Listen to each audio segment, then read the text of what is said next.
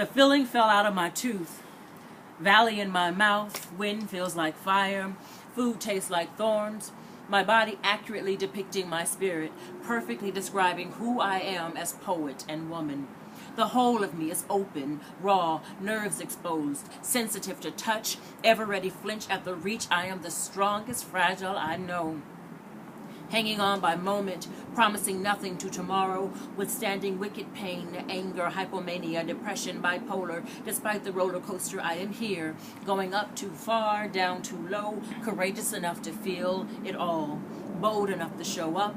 Raw sugar scraped down my throat at 22, no time to brush after his arm crossed my neck, leg on my thigh, grunt in my ear. I never wanted his sex, but it was easier than death, so I took it.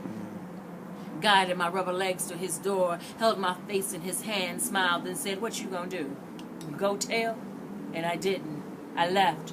Protected him and myself with my silence, and no one ever got healed. I became branded, stamped, "She won't tell," like a box of crystal is marked fragile. And the more I shut up, the more shit showed up. I was a magnet to every asshole within a 20-mile radius. I had mastered the shut up more than Toni Morrison, the gift of story. Went to bed without floss, without speak, too numb to think. And sometimes I am angry because I thought I was done being angry. Thought I was done being triggered by smells and shoulder touches. Thought I had graduated to done.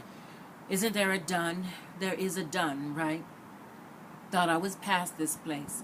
And sometimes I am. See, months go by, and then the taste of strawberry soda and an index finger and thumb on my chin reminds me of then and how rosebush I felt. I am angry because any of this is even attached to my whisper of a name. I stuffed molestation with cakes and cookies, whole milk and vanilla. I was having oral sex at 4. Them fast-ass 7th grade chicks couldn't tell me shit, couldn't fix my lips to tell my parents. Opened mouth, closed eyes, one hand on my head, penis too big for my throat. There was no room for the words. Grit my teeth harder and harder, each abuse after the next. This molar never had a chance. At 9, I don't want this grown man's tongue on my tongue, but good girls like me don't say no to Bible study teachers, especially those who are preachers. I bite down. Clench tight my jaw, suck on Skittles and now later candy, pretend it never happened until next Sunday it does. I have no words, and I still show up for love. I'm a fucking weeble. I wobble, but I don't fall down, and I have stretched and hurt like cactus and cancer and cramps, growing into these grown woman words that always come. And I have evolved from the shut up and take it abuser protector into the quintessential oversharing microphone checker, and I wish a motherfucker would try to silence me now. And my story is not unique. And if this is your life, the healing comes in stages, or in my case, on stages. My son is always telling me that I turned everything into a poem or a life lesson.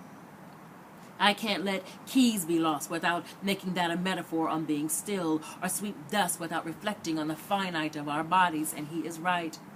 Because I couldn't spend a morning in the dental chair, mouth numb, speech incoherent, without thinking about nights and years and fingers, tongues and teachers, bees and birds, remembering when I couldn't use my words.